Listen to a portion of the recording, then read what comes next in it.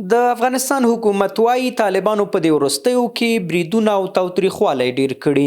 د ولسمشر ویان صدیقي په یو خبري ناسته کې وویل طالبانو د لاسلیک شوې توافقنامې څخه په ځلونو سرغړونه کړې. نوموړی وايي یاده ډله د هیواد په بیلابیلو سیمو کې بریدونه او تاوتریخوالی ډیر کړي دي.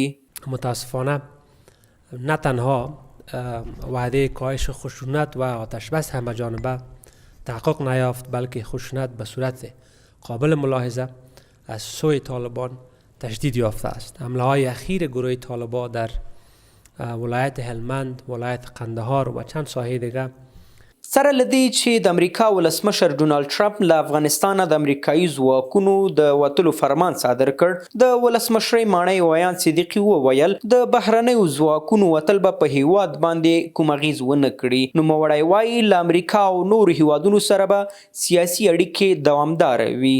تداوم کیفی همکاری‌های مالی و سیاسی جامعه جهانی به هدف تحقق منافع مشترک ما که همانا تامین امنیت افغانستان و جامعه جهانی است مهم است.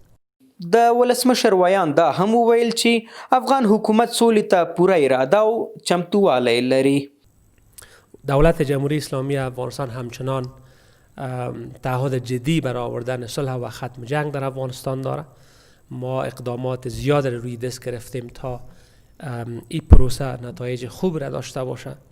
همچنان به تلاش‌های خود برای آوردن صلح، برقراری آتش بس و ختم خشونت‌ها در افغانستان ادامه خواهیم داد. په ورته وخت کې د دفاع وزارت نومان وزیر اسدالله خالد چې ولسی جرګې ته خپل راتلونکي پلانونه وړاندې کول وویل طالبانو د قطر له مذاکرات څخه ناوړه استفاده کړې او مونږ ډاډه نه یو چې د سولې خبرې نتیجه ورکړي.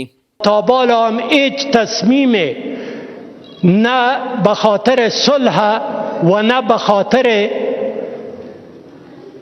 کاهش خشونت دیده میشه.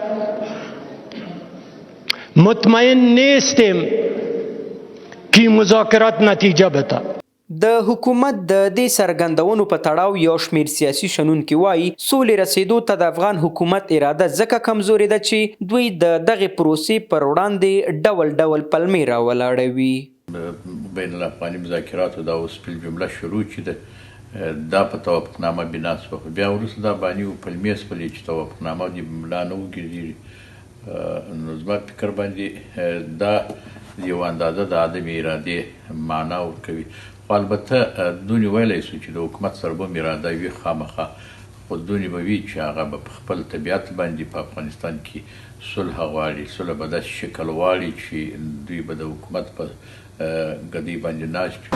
شاوخوا 2 میاشتې کېږي چې د دواړو لوریو افغان حکومت او طالبانو مذاکراتي ټیمونه په قطر کې سره مخامخ شوي، خو لا هم د بین الافغاني خبرو د پایل څرک نه لګي.